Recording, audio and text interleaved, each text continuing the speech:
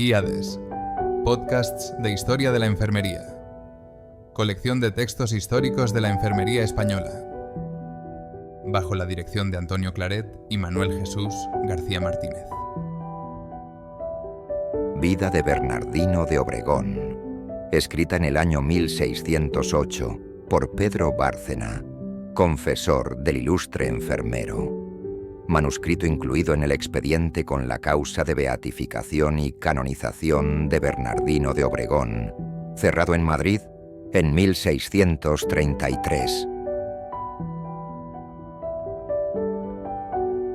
Folio 25 recto. Alquiló una pequeña casa con que dio principio a esta obra, la cual tuvo nombre de Hospital de Convalecientes, y se conserva el nombre hoy día, que es adonde está la iglesia de Santa Ana y convento de monjes bernardos. Puso en ella 12 camas, y a pocos días le dio un pobre otra casilla de limosna, adonde acomodó un pedacito de iglesia, adonde poder meterse algunos hermanos que se le iban juntando para servir a los pobres. Todo era poco, pequeño y pobre, pero rico de consuelos del cielo para los que allí asistían y entraban a visitar los pobres y oír misa.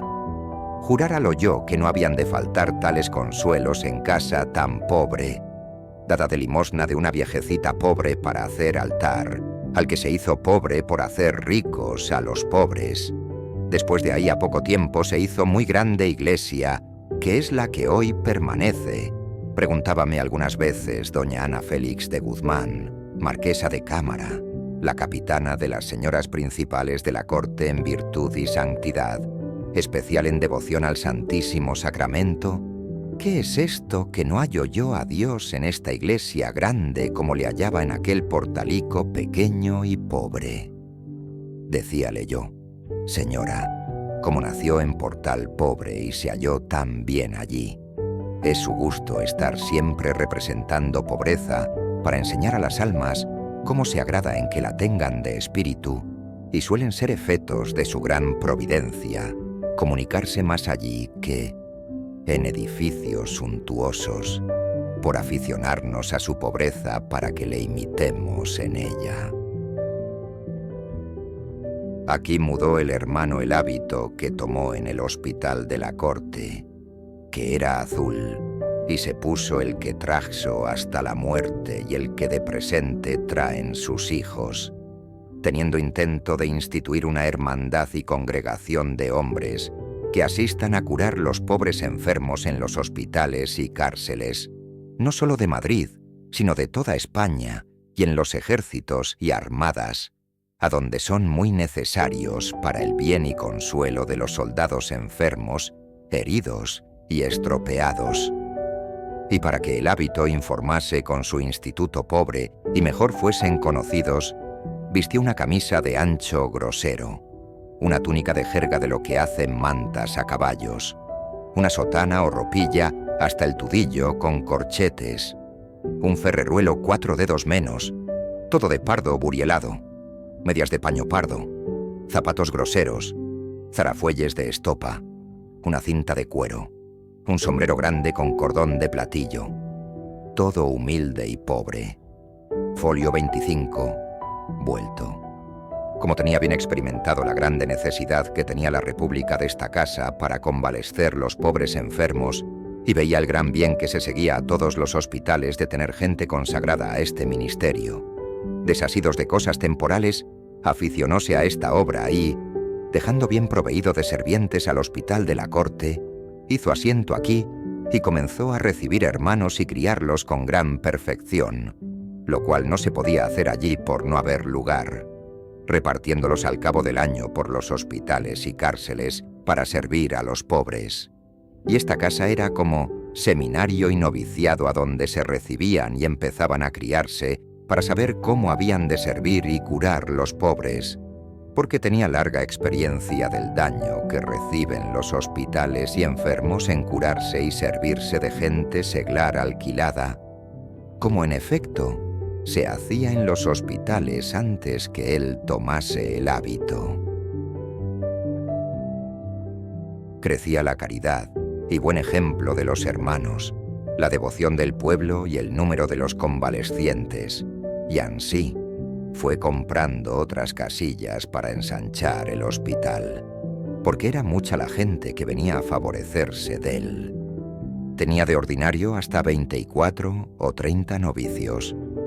Ninguno recibía menor de 18 años, para que luego pudiese ser de provecho y servir, y ante todas cosas, con información de cristiano viejo, porque de otra manera no los recibía.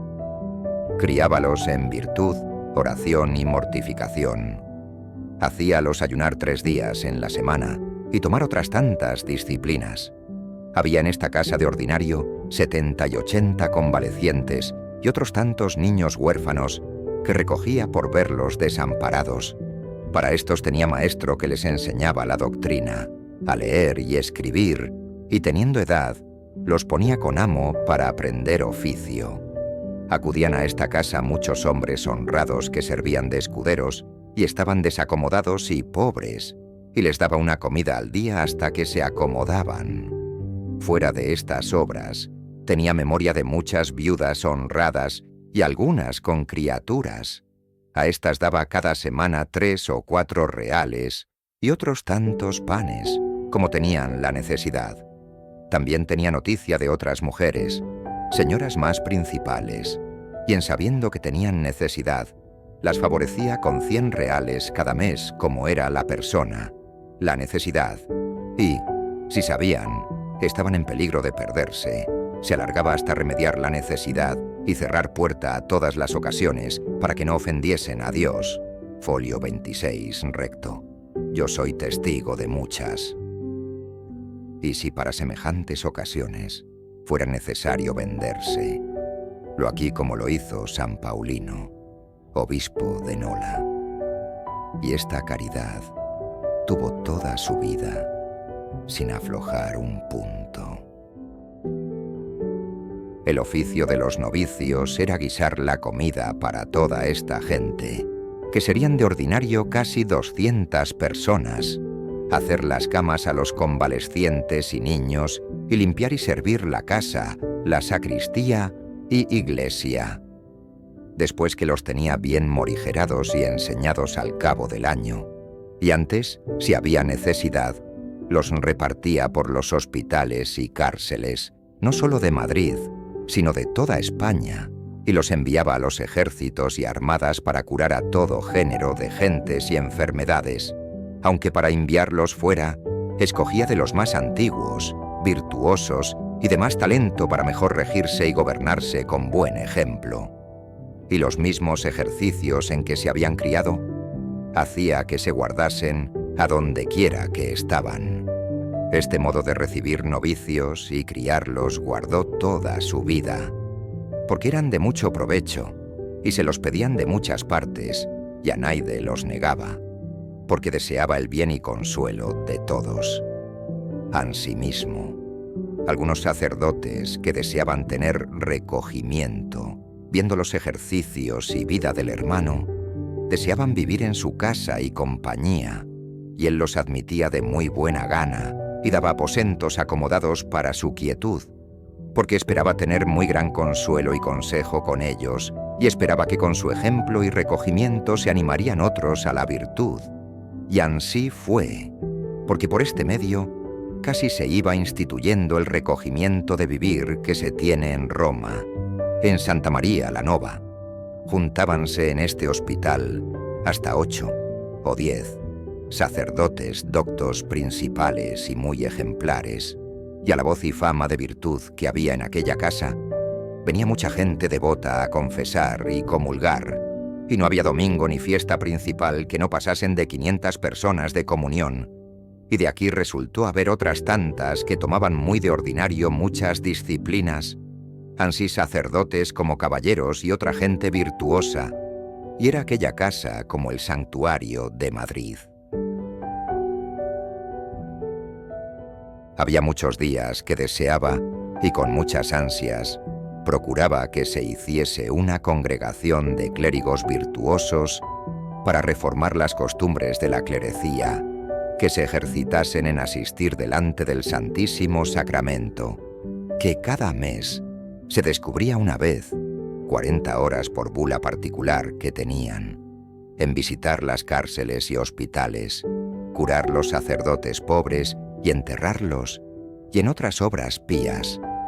Y ansí se instituyó y fundó en aquella casa una congregación de 33 sacerdotes de los más doctos, virtuosos y ejemplares que había en la corte, que se ejercitaban en los ejercicios sobredichos, con unas constituciones del cielo que bastaban para reformar y reducir a virtud a los muy distraídos y descuidados.